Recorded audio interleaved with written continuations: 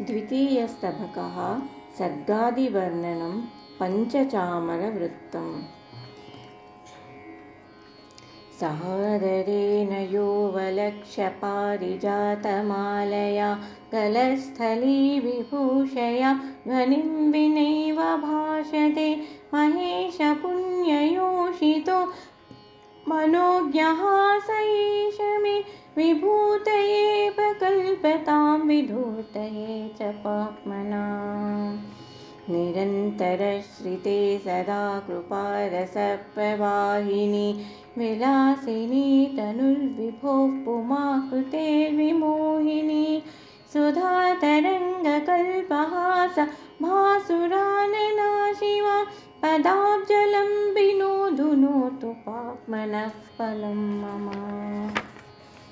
करोति याभिवत्ति या निहन्ति या जगत्त्रयं समन्ततो विभाति या न दृश्यते क्वचिच्चया अतीव गुप्तरूपिणी गुरूपदेशमन्तरा न शक्यते बुधैश्च बोद्धुमन्धकारकामिनी। महान्धकारबन्धुरस्य भूतसञ्चयस्य या विनिद्रतस्य सर्वबीजधाम्नि मौनमुद्रिते समन्ततो विजृम्भणाय भासनाय च भवा महद्विधाय चेष्टितं ममेयमिष्टदेवता।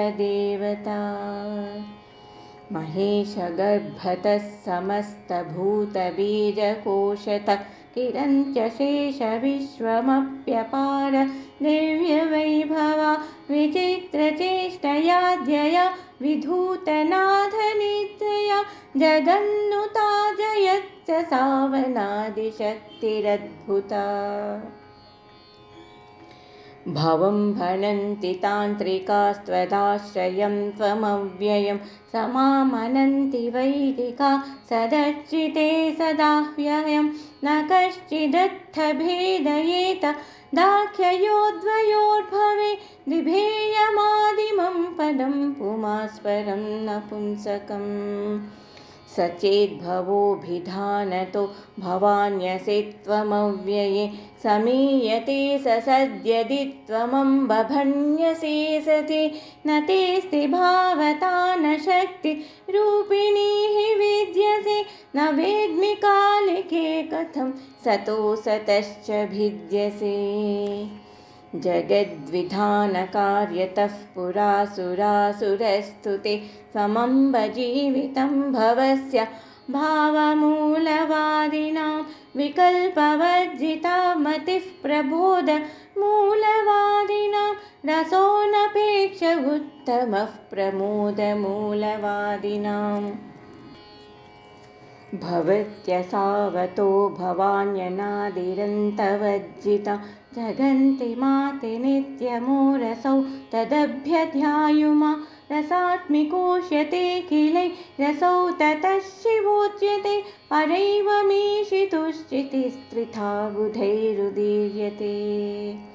चितिः परैव कामना रसेन केनचिद्युता चितिः परैव सर्वदाप्यनन्त्यजस्य तु क्रिया चितिः परैव गोचरा वा भासि कामति स्मृता त्रितैव मन्यधा चितिश्चिरन्तनैरुदीर्यते। चिकीर्षतिः प्रभौ ज्वलत्वदीयकीलसन्तते विकीर्णधूमजालमेतदम्बरस्थलं ततं विनिष्टितः पुरासि या शिवप्रभुत्वरूपिणी पृथक् प्रभुश्च लाक्षितासि सा सवित्रिपुष्करे। पुनर्विपाकतो घनीभवद्भिरक्षिगोचरे ततस्ततः समुज्ज्वलैः खसूक्ष्मरेणुगोलकैः अजाण्डवृक्षकोटिकन्दवृन्दवद्यधाः पुरा महेशदृष्टिमय्युमेम्ब मण्डलानि भास्वता। तपोग्निधूमजालके भवन्ति तैजसाणवो भवन्ति जीवनाणवो भवन्ति पार्थिवाणव क्रमेण तद्विसृष्टिरीश शक्तिपाकवैभवे सहस्रभानुमण्डलं तु गोचरादिगुह्यताम् मयूखमालिमण्डले निधाय पादमुग्रया मयूखशक्तिरूपया त्वयाम्ब चेष्टमानया खशोषतः समहृतैः पुनः स्थिरूपरेणुभिः यधायि मङ्गलादिभिः सह ग्रहैरियं मही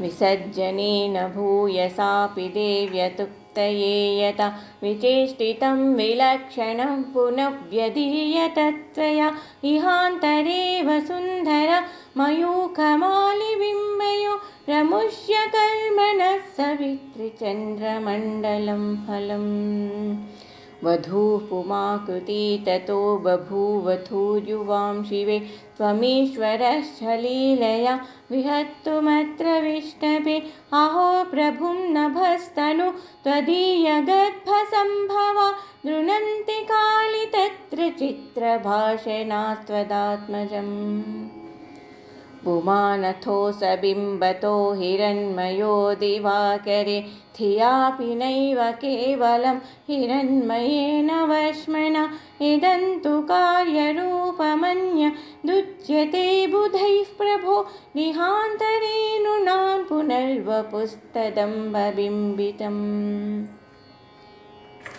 स्वयं च काञ्चनप्रकाशवश्मना प्रभाकरे तथान्तरे नृणां च तस्य बिम्बितासि सन्निधौ स्वरस्य देवतासि देवि पुष्करे दिवाकरे मयूखदेवतासि भोगदेवतासि देहिषु विसर्जनेन भूयसा नभस्य मुत्रभास्करे महीषु चाम्बिके युवां विधाय देहिनो बहून् हिते सुधाकरं गता नितुर्विनेतुमव्यये ब्रबद्धु तनु च तत्र बिभ्रतः प्रपञ्चराज्ञिमायया नभोऽन्तरे हिरण्मयं विभुं प्रचक्षते हरं दिनेशबिम्बबिम्बितं भणन्ति पङ्कजासनम् इहन्स्मदन्तरालयं वदन्ति विष्णुमच्युतं सवितृजन्मिनामियं त्रिमूर्तिवादिधोरिणी नभोऽन्तरे प्रचक्षते हिरण्मयाङ्गमीश्वरं दिनेशबिम्बपूरुषं हिरण्यगर्भमाख्यया विराजमानमक्षरं विराजमन्तरेणुना सवितृतत्त्ववेदिनामियं तु नामकल्पना हिरण्मयाङ्गमम्बरे वदन्ति सोममम्बिके दिवाकरस्य मण्डले तु बिम्बितं पुरन्दरं शरीरिणामिहान्तरेऽग्निमालपन्ति भासुरं चिरन्तनोक्तिदर्शिना मियं शिवे प्रणालिका सरोरुहाक्ष वाग्वधूमनोहरौ तु पूर्ववा सुधांशु बिम्बपुरुषस्तु रुद्रसंज्ञकः शिवे हिरण्मयोऽन्तरिक्षजात ईश्वरः सदाशिवा सदैव वस्तु काञ्चनाङ्गि पञ्चमूर्तिवादिनां प्रभोः प्रमादितस्ततः प्रमावती स्वयं पृथा विहाय सा शरीरिणी प्रभौ ततो हिरण्मये हिरण्मयाङ्गनाकृति नभोऽन्तरे च भास्करि तथान्तरेषु देहिना महेश्वरी जयत्युमा मदीयमाम्बिकाखिलस्य विष्टपस्य दुष्टधी दविष्ठपादपङ्कजाधुनोतु कष्टजालकम् इमे च कोमलैः पदे रमूल्यतल्पशालिना तदीयपञ्चरूपदा भजन्तु पञ्चचामराः इति श्रीभगवन्महर्षिरमणान्तेवासिनो वासिष्ठस्य नरसिंहसूनोः गणपतेः कुतावुमासहस्रे द्वितीयस्तवकः।